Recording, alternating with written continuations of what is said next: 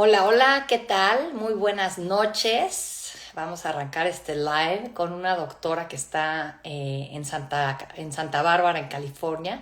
Es la doctora Janine Mahon y la vamos a hacer este live en inglés porque ella habla inglés. Está en estos momentos en México, viene a ver a gente aquí en México de vez en cuando. Déjenme invitarla para que nos pueda platicar sobre la medicina clásica china, la medicina pues que ella utiliza mucho para temas cosméticos, utiliza la acupuntura. Entonces déjenme la pongo, Doctor Janine, aquí está, y vamos a esperar a que se una. No se ha unido en este momento, pero esperemos que se una rápido. Aquí muchas gracias a los que ya se están conectando. Les digo que estas pláticas de wellness que he estado teniendo a lo largo del año, un poco inspirada en lo que siento que ha sido pues un momento de mucha curiosidad por el bienestar a propósito de lo que vivimos con el COVID-19.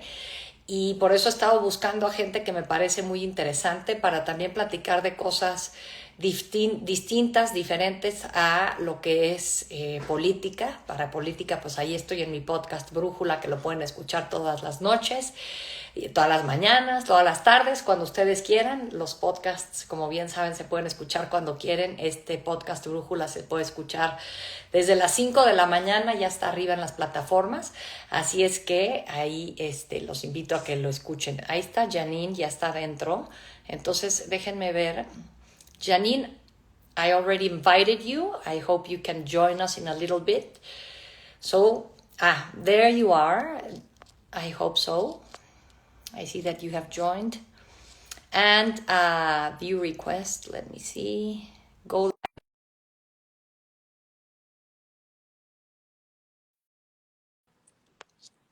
accept. Ay, perdona, aquí estamos siempre como. There we are. Hi. Hi, Oh, Dr. Janine. I call you Janine, doctor. Janine. Okay, Janine. That's great. Yes.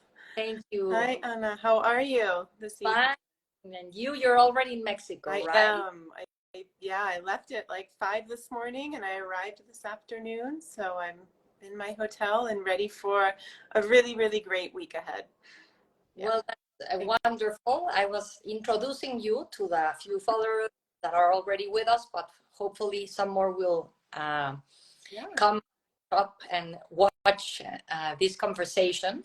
You are based in Santa Barbara, California, And I'm right?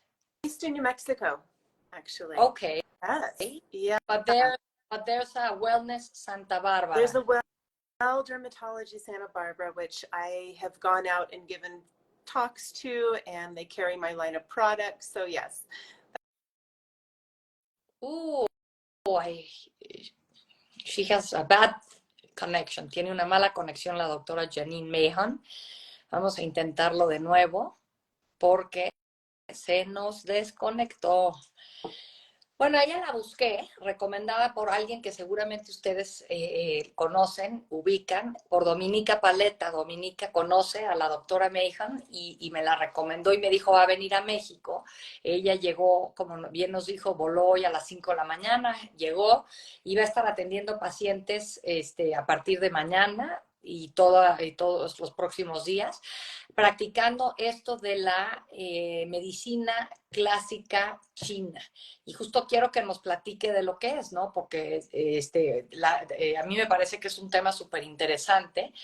Hemos estado viendo lo que es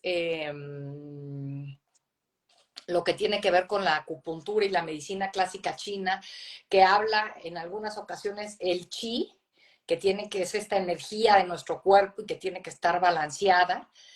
Hay otras partes de la medicina china que hablan del yin y el yang, el blanco y lo negro, la luz y la sombra, ya saben, todos estos opuestos y cómo tienen que estar balanceados y cómo nuestro organismo, nuestro cuerpo es casi que un mini universo y tenemos que tenerlo balanceado y de este balance de nuestro cuerpo depende que podamos funcionar.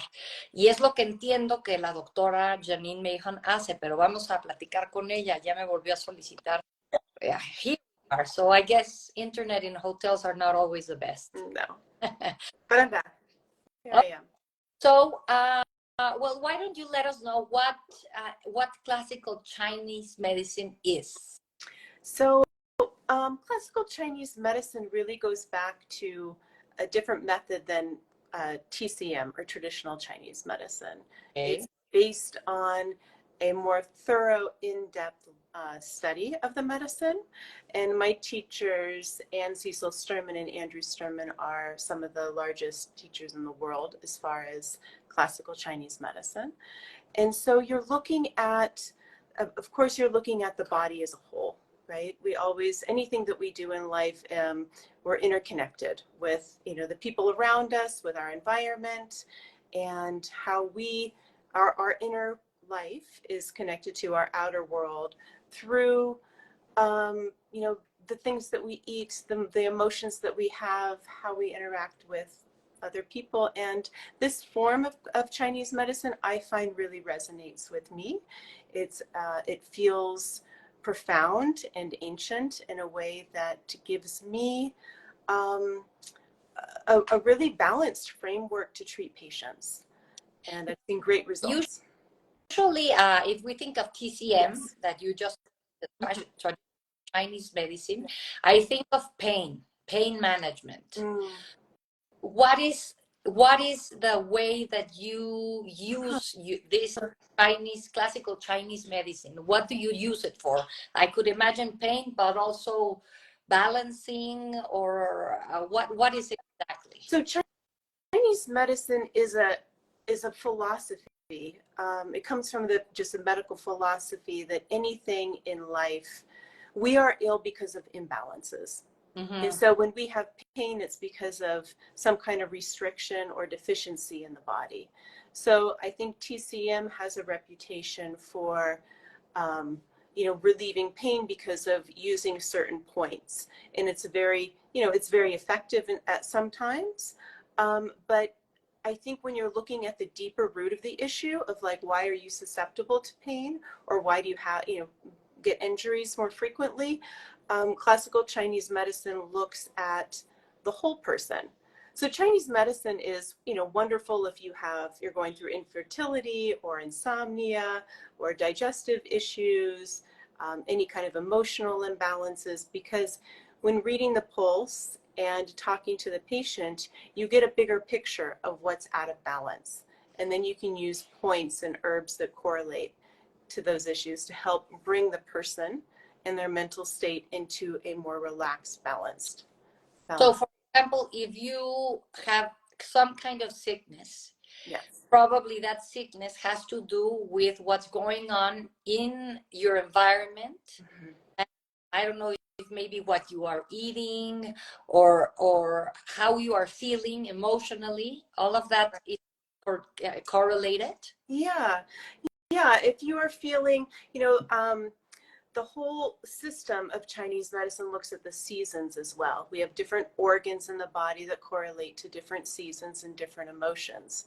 So you could say you're not feeling well and you're feeling a little bit irritable, right? Well, that could be because of some stagnation in the body. It could be because it's springtime and that's the liver time of the year, and your body needs to become more in balance in order for that stagnation to move. So you can also, eat, like, when you talk to someone about whatever issue that they're going through, number one is include diet, is to think about what you're eating and how that affects your body. So if you're eating too many cold things, they sit in your stomach or they slow down your qi, they create this heaviness and you can't move forward, and then there's a buildup. So that's that answers your question. So what you say brings me two questions. First, you said spring is liver. So in different seasons during the year, they tend to have a reaction on different parts of our body? Yes, correct. How so does now, if we're in autumn now, or fall, we're transitioning in the Northern Hemisphere, that's the lung time of year. So we tend to get, more allergies, more colds, coughs, and we're more susceptible. Lung is also connected to our skin. So this time of year, we'll see our skin after a long summer start to get drier. And we want to, this is also the time we can harness the power of autumn and treat our skin more. So you can favor white vegetables. So each season also has its color. So in autumn, you want to eat white things. So more onions and garlic with what naturally, boost our immune system. And then we're going to transition into winter. So during the summertime, we're out and about, we're very social. It's the yang time of year. And then during autumn, it's the transition from a very yang to a very yin time of year. Mm-hmm. Winter is yin. So our bodies go from being very social to needing to hibernate and rejuvenate. So okay, very interesting. And so then autumn would be that. Could you describe the rest of the seasons for us? Sure. So we're in autumn now, which is the lung time. Eat white vegetables. It has to do with grief. During harvest, you let go of what no longer serves you, and then you want to go into the winter and really rejuvenate. And in order to emerge in the spring, a new version of yourself. You're no longer the same person you were before. So then in winter is kidney time of year. You favor black foods like black sesames, black beans, beets. And you want to have more root vegetables, things that are growing underground, because that's the energy that we want to cultivate within us. We want to be a little less social. We want to take time to ourselves to really nurture ourselves. And then spring comes along. Spring is, detoxes are very popular in the spring, which is kind of correlates to Chinese medicine because you're emerging from hibernating all winter when you're really under the ground and processing your life, thinking about things, reflecting. And when you emerge, it's a little bit painful, right? It's like the sprout bursting through the ground. It can be a tough time of year. We can feel a little more irritable. Spring has to do with the liver. Mm-hmm. And so you want to favor green foods, and irritability is the emotion. And then we transition, we're emerging, we're a little bit more social, we're kind of letting go of the toxins that maybe we processed during the winter. And then it's summer, and summer is the heart time of year. So it has to do with the color red, and the emotion is joy. But when we are deficient in it, we can have anxiety. So we need to nurture our heart as well during that time, during the summer. That's interesting. Now, you have some products that I feel are very nature sourced. Yes. And some help mainly women. Can you tell us a little bit of that? I was interested especially on two of those. Some that have to do with the breast, and I feel that this is Breast Cancer Awareness Month. Mm-hmm. So that's for one thing. And the other one is Libido Vita, because I feel that when libido fails, then many women are in a vicious cycle that should not be so hard to deal with, but it's usually neglected. Yes. Yes. So yeah, I have a line of products that all are formulas that came out of my clinic. So things that have really worked for my patients.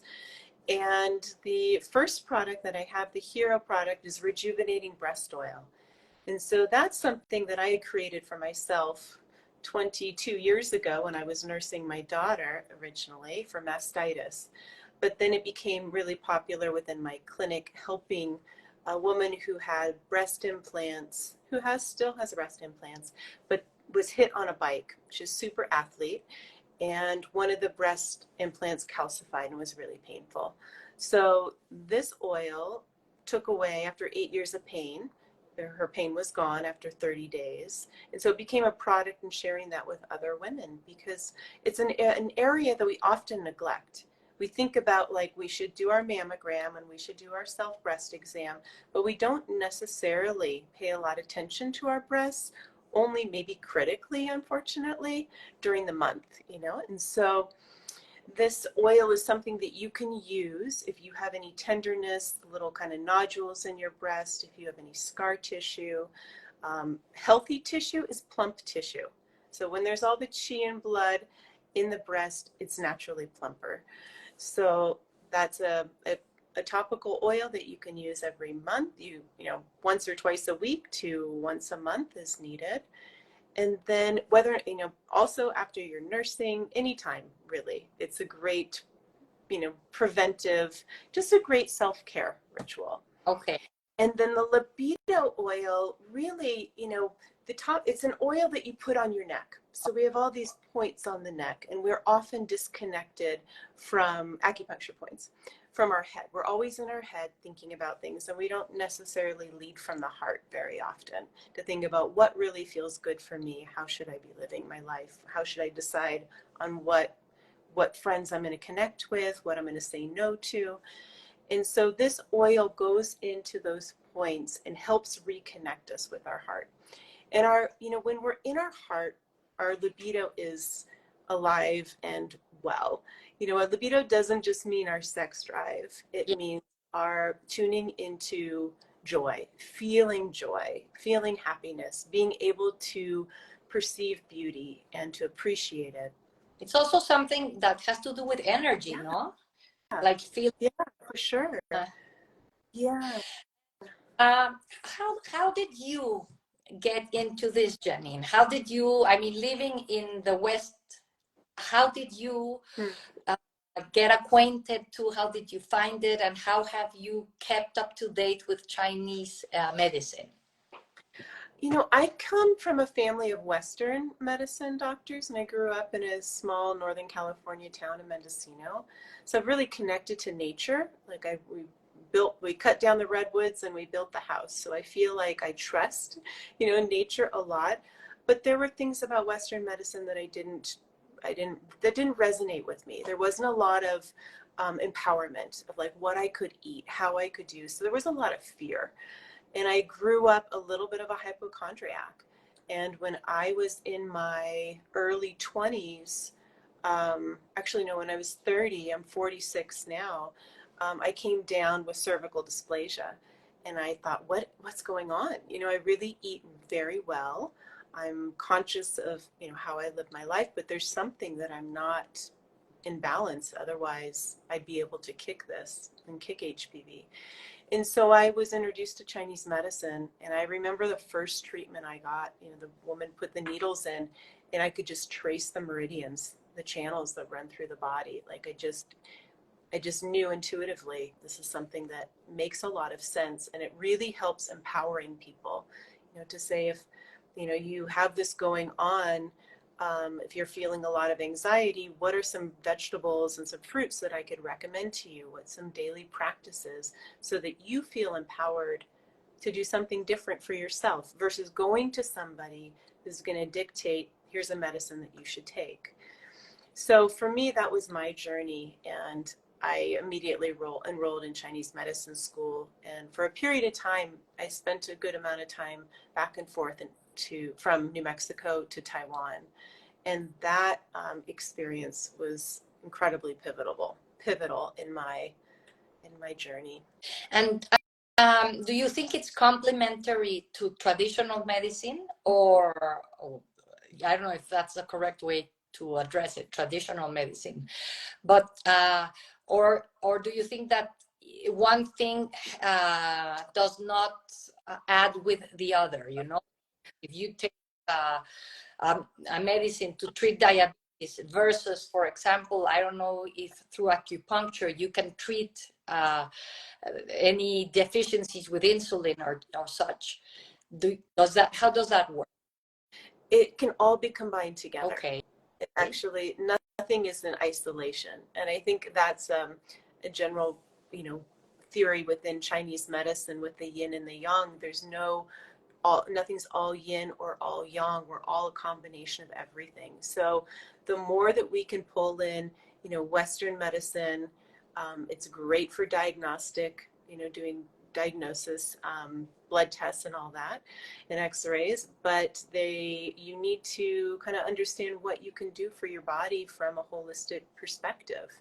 So I think adding it all in. So if you are, if you are taking insulin, if you are diabetic, definitely it can help you with your lifestyle and you would see greater changes for sure. How do you work? Because at first I thought that it was basically treatments for the face, like getting a facial. Yes. How do you work? So so that's what I'm doing here in Mexico City this next week. I have a retreat that's happening tomorrow. And then I'll be treating all week next week with cosmetic acupuncture at Polly's place. And so with that, whenever you do cosmetic acupuncture, at least from my philosophy and the trained people that I have studied under, is that you always want to do a full body treatment too, right? We have all the chi and blood rising to the face. And when it's not there, we lose our muscle tone. So our cheeks start to sag, our gels, our eyes, discoloration, whether it's dark circles. And so you want to treat the whole body. So you use needles, acupuncture needles, whole body, and then you use them on the face in certain areas, whether or not you want to lift your eyebrow up a little bit, plump up your cheeks. And, doing a sequence of, 6 to 8 treatments, you really can see profound changes that last a long time. Better than Botox? Some people say yes. Okay. Yeah, it's not immediate like that, so you can't go in expecting a full change. But the difference is Botox, freezes your expression so that it stays in one position. Where Chinese medicine, you're using with cosmetic acupuncture, you're stimulating collagen, elastin, and the muscles to tonify again. So it's really using resources in your own body to create these changes. And how do you know? Obviously, you have to know exactly where those needles have to go through. How do you define that? I would ask you, let's talk about areas of concern on your face or your neck or your chest. And what are you seeing? What changes would you like to see? And then I would take that, obviously into consideration and then incorporate what I see from a Chinese medicine standpoint. The color or the texture of the skin, color of the whites of your eyes, all of that. And together we would create a formula that would help start to stimulate change. But I feel that you also do like an emotional evaluation. No, it's not. Yeah. I want to have my eyebrow up No. here, Yeah. white bone, or I don't know. I don't know what else, but I think that it also has to do with how you are emotionally, and probably that has an effect on your skin. I don't know if breakouts.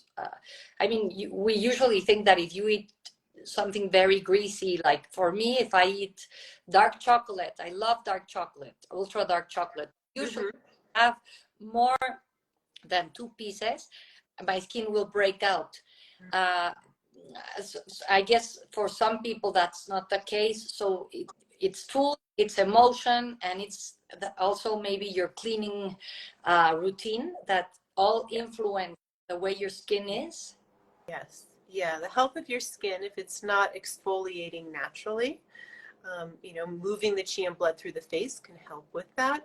But it depends, like, where do you get your breakout? If you've seen the facial map reading within Chinese medicine, it will be like, this area is due to hormones. Okay. Can you tell us a little bit about that? Yes. So understanding, usually a lot of people get breakouts right around this area with hormones, but it also has to do with digestive system and your reproductive system. So knowing where you get your breakout would, it would give a lot of information.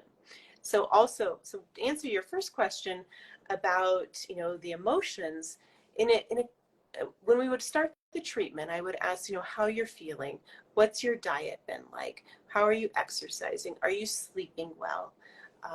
Do you have repetitive thoughts? What's your predominant emotion? Like all those questions. What are your bowel movements like? Are you thirsty? Do you fall asleep easy? Do you stay asleep? Like, all those are indicators of different things that together come together and would make sense. Like, why the lines here in the face? You know, is there, are you, do you have disdain for something? Are you feeling critical? You know, where is that tension in your body? But then where is it showing up on your face here? And sometimes, you know, when you move through, we might have one line here, and when we move through stuck emotions, you can see them turn into two lines as they start to disappear, as you start to process the emotions. And the thing with needles is that, you know, we can insert the needles and they can stimulate the emotion to come up in your body. You may not be expecting it, but you have the needles, all of a sudden you feel like crying. All of a sudden you feel a wave of anxiety or a wave of irritability come up, or worry. And that's because we're accessing deep things in the body to be removed, to be released. And we're bringing them up to the surface. Okay. And then this that you say of the face and what it has to do, how it's linked to a different part of the body. Can you give us a brush through that?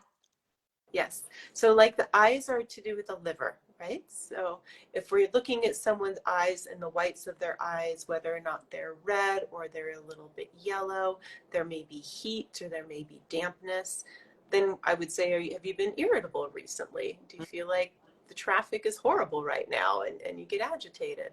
Or under your eyes, you know, is more kidney area. Do you have a darker coloring there, or do you get puffiness when you wake up in the morning? It's connected to kidney energy, not necessarily physical kidneys. You know, it can be, but that might be why. Are you lacking some nutrients? Are you feeling too really fearful recently? And then you wake up in the morning and your eyes are a little bit puffier. Or is your eye drooping and maybe it's connected to your spleen and stomach energy? Are you not digesting your food and getting the nutrients from them? Or do you need to add more things in from that perspective? More orange foods, more potatoes, sweet potatoes, or carrots can really help you tone the muscles in your body if they're starting to sag. That's so interesting because usually potatoes and carrots, for example, are things that people or that whenever we think of a diet, people tend to demonize, thinking they are not the best vegetables to eat because they are probably have a lot of starch in the case of potatoes, for example. And here what you're saying, don't demonize food, maybe just look a little bit in your face what's going on, and from there try to eat intuitively, no? Exactly. And everything in moderation. You know, I think when we demonize food and we say, oh, I cannot eat that, just even that emotion, that feeling, that energy of like, oh, I can't eat that, that creates tension inside. Mm-hmm. And you want to make sure you flow easily. Kind of my motto is, you know, if you can flow, if there's flow, nothing can grow. Nothing can grow physically, right? But nothing can grow emotionally either. You think about a thought over and over again, it creates tension in your body and then wears out your vital resources, your chi and your blood. And how does this play out, for example, with allergies? So that would be, you know, I mean, it's always individual. Mm-hmm. That's why if you can work with someone directly and you can talk about all the aspects of your life to understand why are the allergies happening? Are you, you know, we have different types of chi in the body. On the exterior of our body, we have something called wei chi. And when wei qi is robust, we can fight off colds, and it's basically our outer immune system, not our gut, but our outer immune system can, you know, we won't be susceptible. So when you, I guess like, let's say I'm losing my train of thought. Tell me your question again. About allergies, Yes, because allergies. Yes.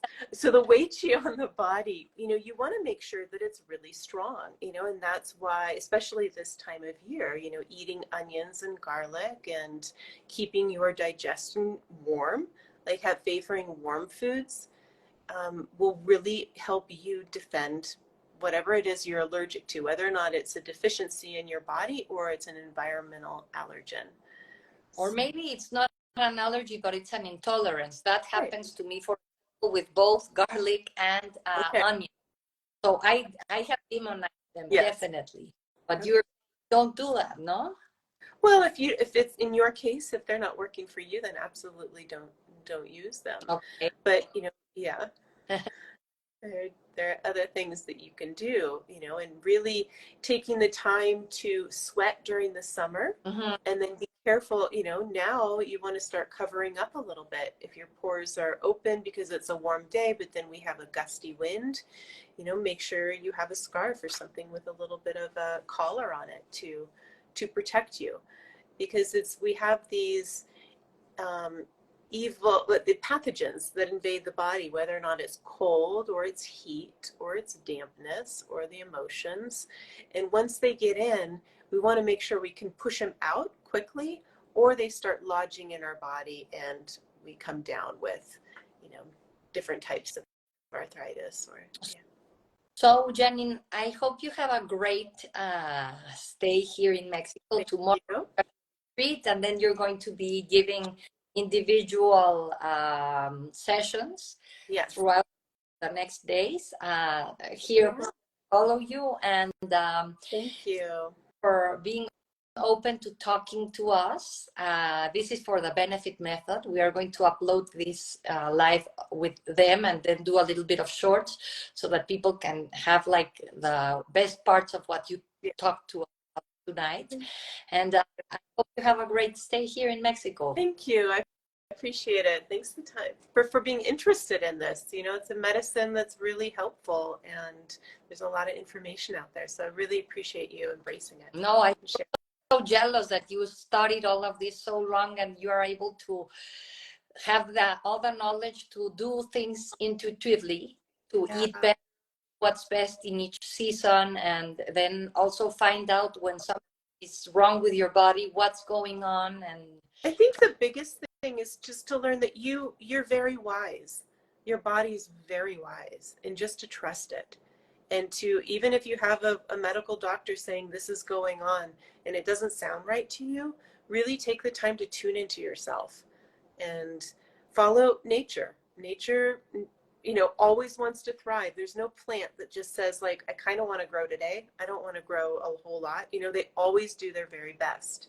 And so that's why it's important just to access the best food that you can. It's not always easy.